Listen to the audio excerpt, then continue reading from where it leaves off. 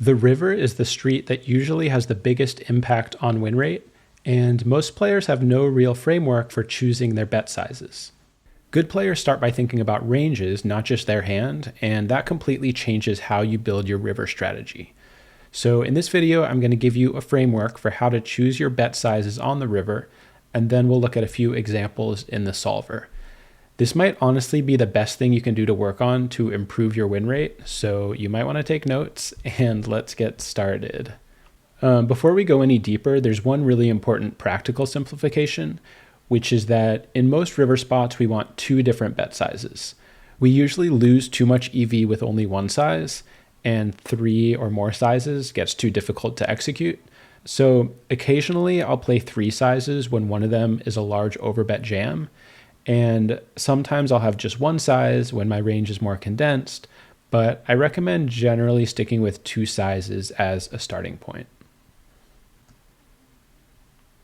So in order to come up with what your 2 bet sizes should be, and they should be different for various river spots, you want to ask these questions. First of all, am I capped, and what is the top of my range? Secondly, is my opponent capped? And then who has the nut advantage? And this kind of determines how large you can and should go with your large size. Then do I have enough bluffs to support a big size? Occasionally you'll get into a spot where, because of the action and board texture, the bottom of your range is something like second pair on a dry board, and those combos beat most of villain's range. So it doesn't make sense to turn those into a bluff, and this is a situation where you can't bet big with your super strong hands because you'll never get called because you don't have any bluffs. So maybe you just want to go B10 with your whole range or something like that. And then finally, what is the bottom of my value range? And sort of alongside that, you want to be thinking about what do we want value from in our opponent's range. So these first 4 questions should help determine what your large size should be. And then this last question or combination of questions should help determine your small size. Quick note, in position, my small size is almost never smaller than 40% of the pot, because once you get below that, it's not worth risking reopening the action. And then out of position, there's no minimum because checking is effectively the same thing as betting 0. And so sometimes a tiny bit more than 0 is better than 0. And of course, in that case, you don't risk reopening the action because in position is going to be able to do whatever they want anyway. Here are the sizes that I like to choose from. B10, B25, 40, 50, 67, 100, 150, 300, and all in regardless of the SPR. You don't have to choose from these exact sizes, but I find these options to be a nice balance between size diversity or granularity and manageability. In other words, if you have too few sizes to choose from, you're just going to lose too much EV. And if you have, like 30 sizes in your head that you're trying to choose between, that's probably too overwhelming and not very practical. So I do recommend making a list. If you want to use this list, that's perfectly fine. And I find it to be pretty effective. So one quick example, and we'll go into more specific examples later on after we make it through this framework. But let's say my range is uncapped and my opponent is capped, and I'm in a spot where I can think of plenty of combos in my range to bluff with. And then maybe the bottom of my value range is top pair medium kicker.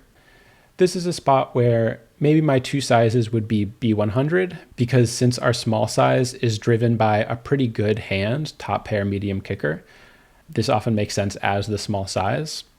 And then we do want an all-in size if, again, we're uncapped, opponent is capped, and we have enough bluffs. And so assuming the stack to pot ratio is 350%, 350% all in is going to be my big size. So I know this is a little bit vague, and again, we'll dive into very specific examples pretty soon. So once you've decided on your 2 bet sizes, now you can decide which size, if either, your actual hand belongs in. And when you understand how your range wants to split between those 2 buckets, choosing your bet sizes becomes a lot easier. So let's break it down between value betting and bluffing. First of all, how do we choose which size to put a value hand in? And here are some kind of tips to help you make that decision. Thinner value hands will almost always prefer the small size. And then the top of your value range gets a little bit trickier. So if you block villains continues against a large bet, you generally want to put your combo in the small size, even if it's a very strong hand. And if not, then you can put it in the large size. So top 2 pair, for instance, let's say out of position, often wants to go in the small bet size because we block so many of villains' calls against a big size. And it's also important to have strong hands in our small betting range, since our opponent can raise our small bet with weaker hands for value. So we often end up actually winning more than if we were to put in a big bet, in addition to raising with their bluffs. So this is actually a huge and common mistake I see a lot of players make. They bet big with their top 2 pair combos because it's obviously such a strong hand, but often betting 25% of the pot out of position with them is the more profitable play. Now let's talk about how to choose which size to put your bluffs in. If you have bluffs in your range that block the nut combos in your range, then you often want to put those in your big bet size, and the other bluffs can kind of go in your small bet size. But it won't always be that simple, so if not, you want to go through this 2-step process. First of all, estimate what % of your value range wants to be a big bet versus a small bet. If your value range is very nut heavy, then often you're going to have a more frequent big bet. And if your value range is pretty medium strength dense, then often the smaller size is going to be more frequent. And then step 2 is to basically randomize with your bluffs with a general preference towards the large size, since bigger bet sizes require a higher ratio of bluff combos to value combos. So you always want more value combos than bluff combos. That's important to keep in mind, but the larger your size, the higher the bluff density should be. This is often more of an art than a science in game because there's a lot of guesstimation involved, but no one plays rivers perfectly, even the best players in the world. And so basically you just do the best you can.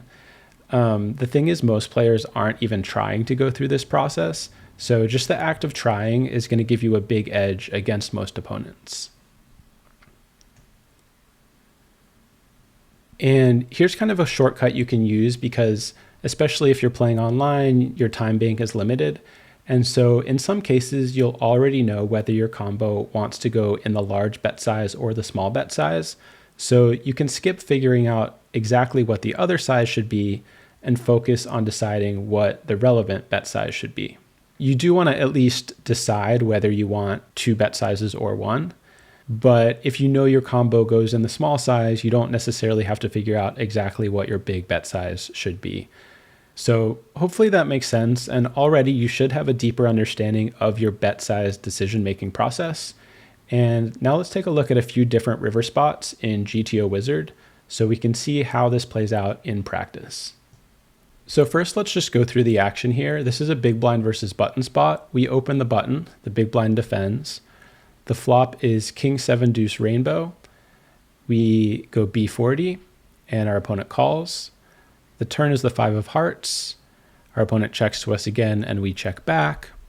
And the river is the 5 of spades and we get checked to once again.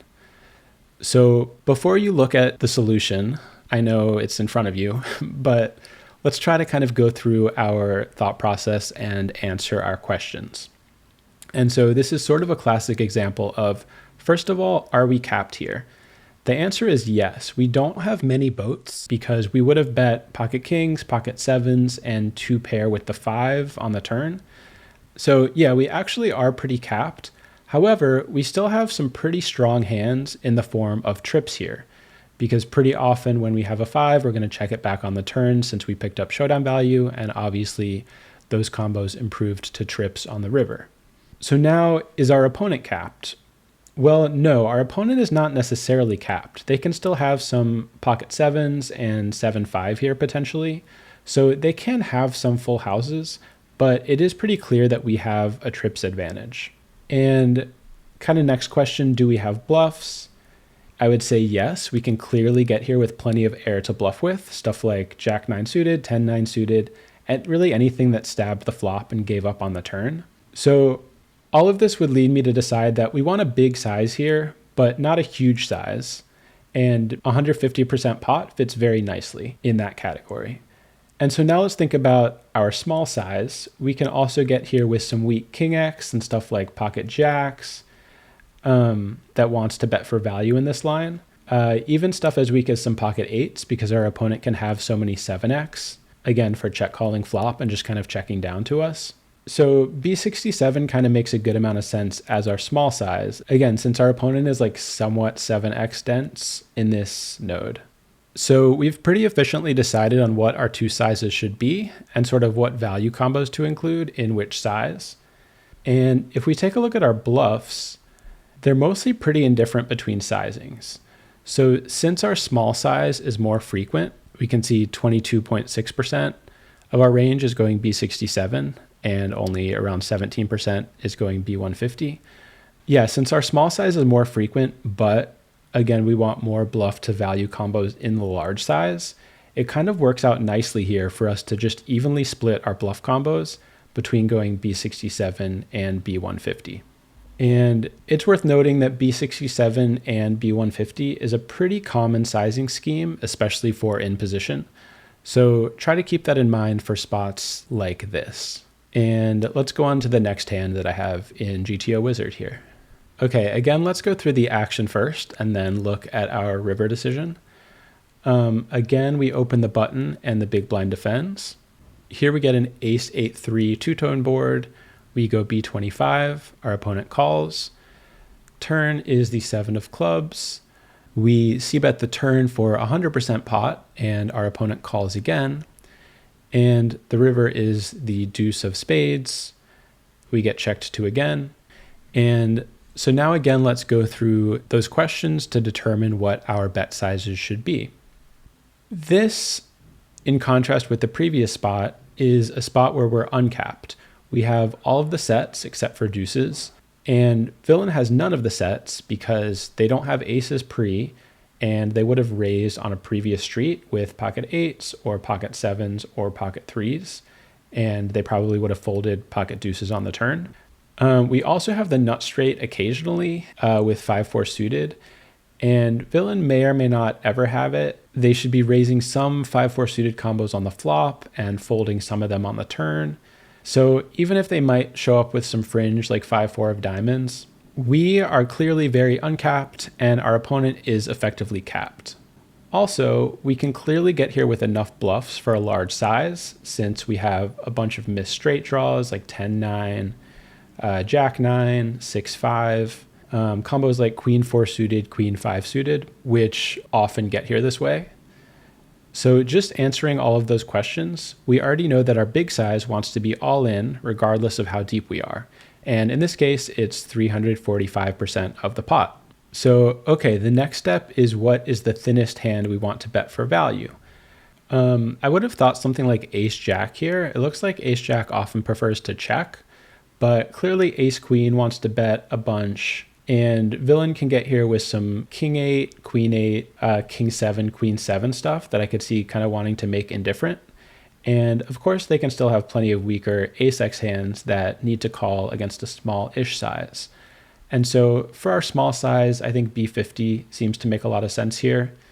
I could see an argument for slightly bigger if we're not betting ace-jack and ace-10. I don't think the EV is going to change too much. But yeah, I think an all-in size of 345% pot is important to have, and then around B50 for our small size, also important to have as a bet size here. So let's think about our bluffs and how to divide those into their appropriate bet size out of our two bet sizes. Do we have bluffs that block our nut range? Clearly, yes, we do. We get here with some fringe 7x combos that can turn into a bluff sometimes by jamming because against such a large size, we're obviously going to get better hands to fold. And again, we also have this Queen-4 suited, Queen-5 suited kind of stuff, which obviously blocks the nut straights. So all of those can jam. And our other bluffs like 10-9, 10-6, 9-6 can go in the small size. So most of this is pretty intuitive if we think about it in the right way. And one other heuristic we can pull here is that we often want our higher showdown value bluffs to go in our big size because they need to go bigger for better hands to fold, and our lower showdown value bluffs can often go in the small size. So some cool things to take away from this hand, and let's check out the next one, which is going to be an out of position spot. All right, so here we're big blind against the cutoff. So the cutoff opens pre-flop, we defend the big blind, we're 100 bigs deep. Flop is Jack 6-5 two-tone. Cutoff goes B40 and we call. The turn is the 10 of clubs and it goes check, check. And the river is the deuce of spades. And again, in this situation, we're big blind. And so now we want to think about our bet sizes here. So this is a pretty interesting spot. First of all, are we capped? Well, we do have some nut straights with 4-3 suited, which villain doesn't have in their preflop range. And while we're technically capped in that we don't have any sets, because we don't have jacks pre, and a lot of these other combos would raise the flop. What's really important to note here is that villain doesn't have those combos either, because they're always betting the turn with them. So when that's the case, when basically like top of possible range stuff is not in either player's range, kind of the next hand strength down becomes the nuts. So basically what I'm saying is Jack 10 is effectively the nuts here, since cutoff can basically never ever have a hand that's better than Jack 10. And we obviously have plenty of Jack 10 combos. So it's clear that we want a very big bet here. In theory, we could incorporate a low frequency 900% plus pot shove, but in practice, we don't really lose EV by simplifying to B300 as our one big size here. And for our small size, we can get here with a bunch of 10x, mostly of diamonds, as well as some pocket sevens, eights, and nines. And all that can go into B25 range since our opponent can have a bunch of 6x and weaker pocket pairs, and even some ace high that has to call sometimes against a B25 size. So this is an example of, often wanting a quite small size out of position, B25 in this case, even if we do also get a very large size like B300. And when we look at our bluffs here, since we use the large size more frequently, and we need more bluff to value combos in our large size than our small size, most of our bluffs are going to heavily prefer going B300 here, with it looks like just a sliver of like our 8-7, 9-7, 9-8 kind of hands, occasionally making it into the small size. But yeah, important to remember that with a B25 size, you want to be quite value dense. And let's check out one last hand, which is another out of position spot. Okay, so this is an important spot to be able to understand, but let's just go through the action first. This is a cutoff versus button spot. So we open the cutoff, the button calls, flop is king 10-7 two-tone, pretty much pure checking this flop, and our opponent checks back. Turn is the 3 of spades, and we decide to go for a 2E 225% pot overbet with our delay c-bet. If you haven't checked out my turn overbetting video, feel free to do that. But yeah, we go for the overbet here and button calls, and the river is the 4 of spades. This hand is a good example of when we bet the turn out of position and the river is a texture shifting card, we usually want to size down with our betting range and also bet at a lower frequency. So even though we can have some flushes here, our opponent is going to have a lot more of them.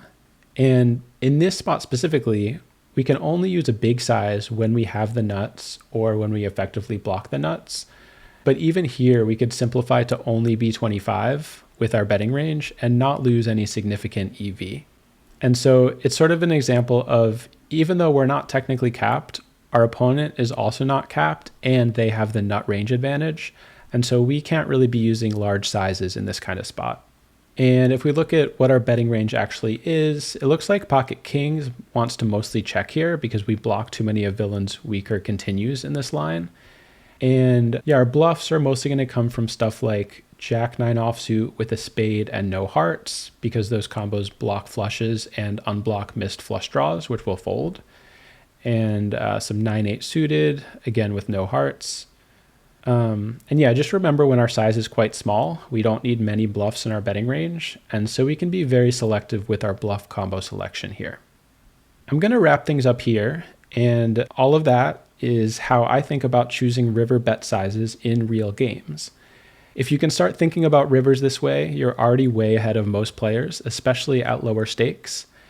If you found this helpful and are interested in more videos like this, subscribe to the channel. And as always, if you have any questions or spots you want me to look at, let me know in the comments.